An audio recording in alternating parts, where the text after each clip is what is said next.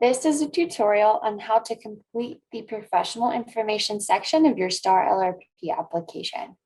Once you have completed your discipline and specialty, your site search, and your employment verification steps, as demonstrated in previous tutorials, you will have two final steps as part of this section of the application. The first step is the professional information card. Please answer all questions on the professional information card, as all are required. To complete the card, simply answer each question. When you come to the question, do you have an individual MPI number? Please note, if you click yes, you will see a second text field pop up, the MPI number text field. The system will require you to enter an MPI number if you have selected yes in response to this question. The system will also only allow you to enter numerical characters. If you attempt to type in anything other than numbers, you will receive a validation error. By clicking no, that field disappears and you are no longer required to enter an MPI number. Please note, there is also a tooltip to help define an MPI number to the user.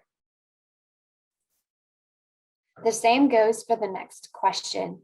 Do you have a residency program identification number? Again, if I click yes, I see that text field populate asking for the residency program identification number. Again, if I enter anything other than numbers into this text field, I will see a validation error. If I click no, again, that field disappears and I am no longer required to provide that number. Additionally, just as there was for the MPI number, there is a tooltip to define an RPIN number for the user. From here, please continue to complete all required questions as part of this card.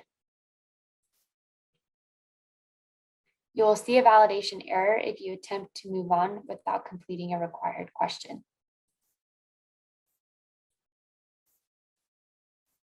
As you can see here on that final question, this is a validation error.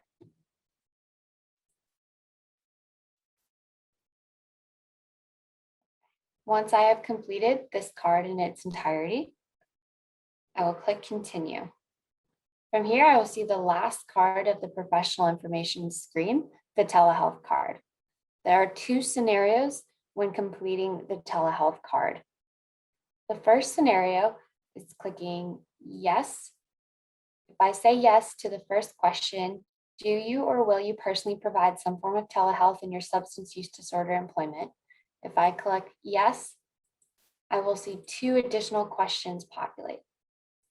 From here, I will be required to make further selections to answer my questions in full. If I select I don't know, again, these two questions will either populate or remain populated. The system will require me to complete these two questions for yes or I don't know selections to the first question. If I click no, I no longer see those two additional questions as part of my telehealth card. That completes the entirety of the professional information screen.